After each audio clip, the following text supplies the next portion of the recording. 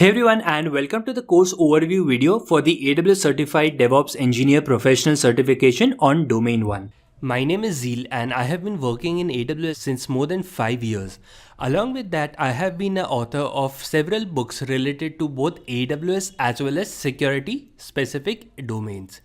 One of my specialization area have been cloud security, and I have been working extensively in building security operations center for enterprises. Domain 1 is one of the largest domain in the AWS DevOps Engineer certification, and it covers 55% of the overall exam. This domain is aimed towards the CI/CD and the process automation related aspects. The videos within this course for the Domain 1 are actually divided into 4 sections. The section 1 is aimed towards getting started with the Domain 1. In the first section, we'll be discussing the basics about DevOps mindset, post which we'll discuss about CI/CD as well as the version control facility which is available both at the S3 bucket level as well as through the feature of AWS code commit. We'll look into detail related to how we can create repository in code commit and various features which code commit provides to us. The section 2 is aimed towards mastering infrastructure as code.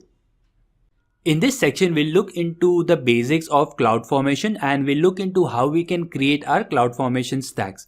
Once we are done with the basics, we'll explore various CloudFormation features which are available and are important for the exams. These CloudFormation features includes CloudFormation functions. It includes integrating the user data scripts along with CloudFormation.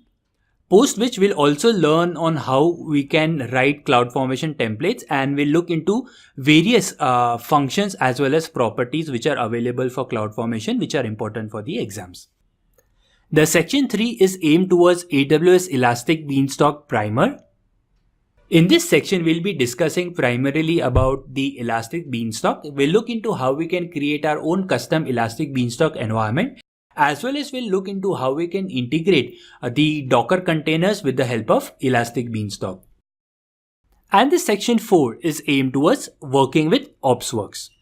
This section is a mega primer for OpsWorks where we'll start from the basics of OpsWorks to deployment of basic OpsWorks stack, post which we'll be discussing the basic features which are available in OpsWorks like run command, create deployment commands, the monitoring aspects, and various others which are important for the exams. Now, there are certain prerequisites that you should be knowing before you can register for the exam. In terms of certification, AWS mandates that any candidates who plan to give this certification should have the AWS Certified Developer Associate or AWS Certified SysOps Administrator Associate certification. Along with that, in terms of better learnability, it is recommended that the candidates should have an AWS account so that they can follow on with the practicals that we'll be discussing throughout this course. So this is it about the course overview. I really hope this video has been useful for you and I'm really excited to see you aboard.